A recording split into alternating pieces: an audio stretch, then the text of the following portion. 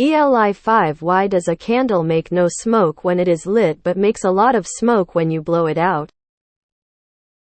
The flame of the candle is actually melting, vaporizing, and then burning the wax, not just the wick. When the flame goes out, it's no longer burning the wax, but the heat is still hot enough to vaporize the wax until it cools a bit. So the smoke is actually wax vapor. The fire burns the smoke. If you blow it out, it stops burning it and then you can see it. There. Like your 5. The smoke is the wax evaporating from the wick and condensing into tiny particles.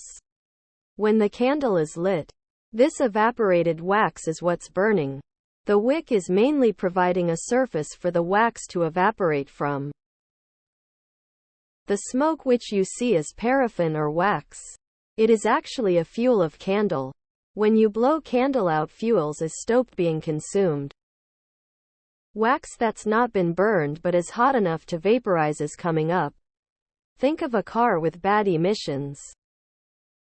Because the smoke is what is lit in the first place. It is vaporized wax, and when you blow it out you take away a portion of the fire triangle away, causing the reaction to halt. And the result is what would have been burning wax vapor as smoke until the heat drops and then the smoke stops too. I see people commenting on complete versus incomplete combustion, which is correct, but I haven't seen anyone mention the reason for a candle have complete or near complete combustion. The key is a term, laminar flow. The candle wick allows fuel and oxygen to be drawn into the reaction zone in the perfect ratios. This makes the reaction self-regulate and create a calm updraft. As long as that updraft is relatively undisturbed, the reaction will maintain the rate. Disrupt the flow and the reaction air to fuel mixture is often now you don't get perfect self-regulating combustion. Do candles with that wax put off dangerous gas? In accordance with the other comments, go ahead and blow out a candle. And take a lighter to the smoke that rises and see the flame follow the trail of unignited wax vapor back to the wick.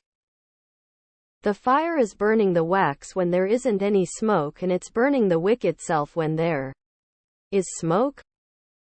When it's lit, there's enough heat for complete oxidation reaction with oxygen to give CO2 carbon dioxide. When it's blown out, incomplete oxidation will produce cloudy CO carbon monoxide. A tiny bit of the wick gets lifted up, too. I read the comments and saw that most people use the word combustion instead of oxidation. Combustion is a better word choice. More widely used, they do mean the same thing if you specify that the oxidation has to do with oxygen. Candle was burning the gases that are created from the flame on the wick. When you remove the flame, the heat drops suddenly and the gases are no longer being burned off. So now you see them gaseous carbon air fuel. Lol, I made up the last few wordings for fun. That is the gist though. So the burnt wax, or oil or any other fuel, wouldn't the fumes be dangerous to inhale?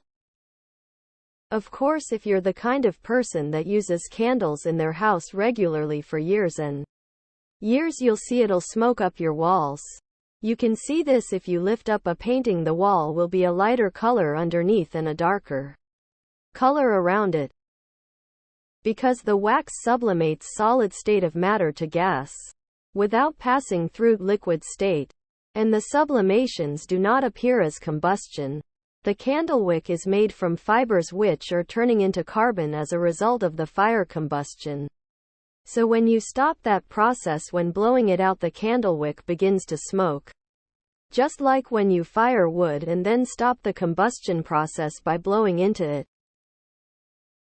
Also, where do scented candles disappear? What do they turn into? It makes loads of smoke while lit. It's just that you can't see it. If you get a kettle with some cold water in it and hold it over the flame, you will get a load of soot on it. It's also the soot glowing that makes the flame orange. It's explained like I'm 5 false premise day. JK. But candles make tons of smoke. You just don't see it. Hold a plate of glass over a candle far enough away not to get burned, and you will see the smoke. In fact, the smoke is partly what makes the candle glow that pretty yellow. It's particles of carbon incandescing. But once you blow out the candle, the smoke is more visible. Plus the wick is rapidly cooling down, so you do see some extra smoke from incomplete combustion of the vaporized wax. And the wick itself smolders a bit, releasing its own smoke. The smoke burns in the flame. Extinguish the flame and allow the wick to smolder, and the smoke doesn't get burned off. Pinch the wick to extinguish the smoldering wick and the smoke stops. I got turned on by this question because I imagined Walt explaining it to me, and I'm not ashamed. Cold sweat smile. Flame burn thing good. So nothing left to become smoke. Hot thing with no flame not burn so good. So smoke. The smoke that comes off a candle after you blow it out is actually evaporating wax. You can relight the candle if you stick a flame into the stream of evaporating wax. The flame will jump back down to the wick. Conduct your own experiments and find out answers using your own thinking.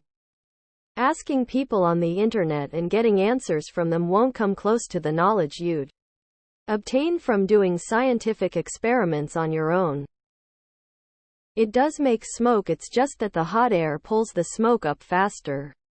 When you blow it out, the smoke rises much slower and condenses. The smoke is the thing that is burning. If you blow the candle out, the smoke is no longer burning, so you can see it. Candles constantly produce smoke. Smoke burns. So when the candle is lit, it is burning the smoke. When the candle goes out, it just rises. There's a video out that shows someone putting out a candle and then going to the top of the smoke column and setting it on fire. And the fire follows the smoke down to relight the candle.